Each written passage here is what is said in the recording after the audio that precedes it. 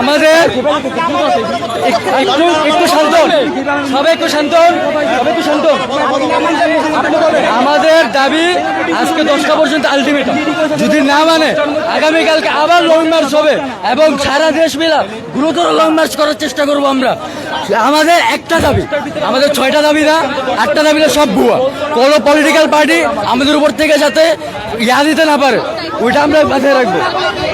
আমরা শুধু শিক্ষামন্ত্রীর পদত্যাগ চাই, এটা একমাত্র দাবি।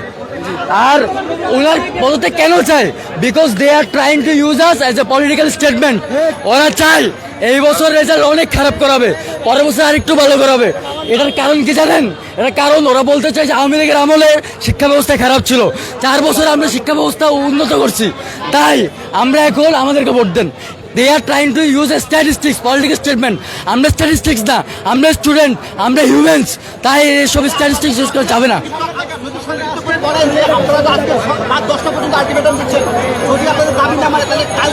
আন্দোলন চলবেই চলবে। আমি বলি এটা যদি আপনারা যদি বলেন যে নির্দিষ্ট কোনো টাইম দিচ্ছি না আজকের জন্য, এখন পর্যন্ত 10টা পর্যন্ত, এটা অনির্দিষ্ট মানে নির্ধারিত কোনো সময় নাই। যতক্ষণ না তারা আমাদের দাবি মানবে ততক্ষণ না। মূলত আমরা মূলত কিন্তু আমাদের মূল উদ্দেশ্য সরকার পতন নয়। আচ্ছা আমি বলি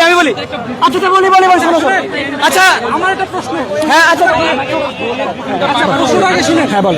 আপনাদের এই দাবি এখানে মিডিয়া একজন করে আপনাদের দাবি হচ্ছে মন্ত্রীর পদত্যাগ চাওয়া। জি না মূল এটা স্টেটমেন্ট ওইটা না। আমরা মূলত তাদের সাথে আপোষে এবং জনসম্মুখে কথা বলতে চাই, তাদের সাথে আগে ঠান্ডা মাথায় কথা বলতে চাই। তারা তো আমাদের সাথে কথাই বলতে যাচ্ছে না। আপনারা কি বিগত দিনের কাহিনী দেখেন নাই? গতকালকে কি করছে? গতকালকে বলে নাই যে আমাদের সাথে বসো কথা বলো, 10-12 জন টিম নিয়ে যায় নাই গণভবনের সামনে ভিতরে নিয়ে যে কি করছে? আমার ভাইদেরকে লাঠি চার্জ করছে। কারা মারছে? ভাইয়া ধন্যবাদ।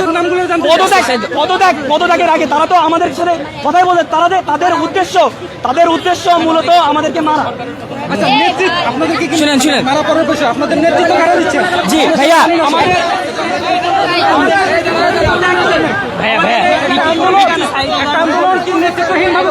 আমি বলি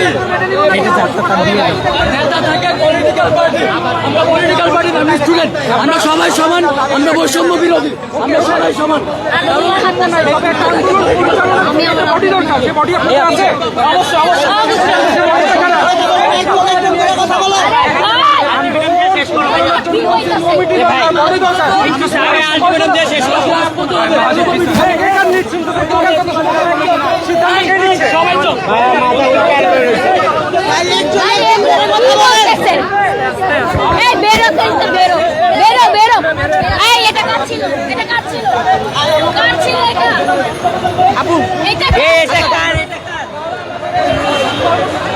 আরো যতদিন পারে যাবে, যতদিন না পর্যন্ত আমাদের আলটিমেটাম না। ঠিক আছে, তাই ওনার আমাদের দাবি মানতে হবে। একটাই শিক্ষামন্ত্রীর আপনার পরিচয় একটু বলেন। আরেকটা কথা, আপনার নাম? আরেকটা কথা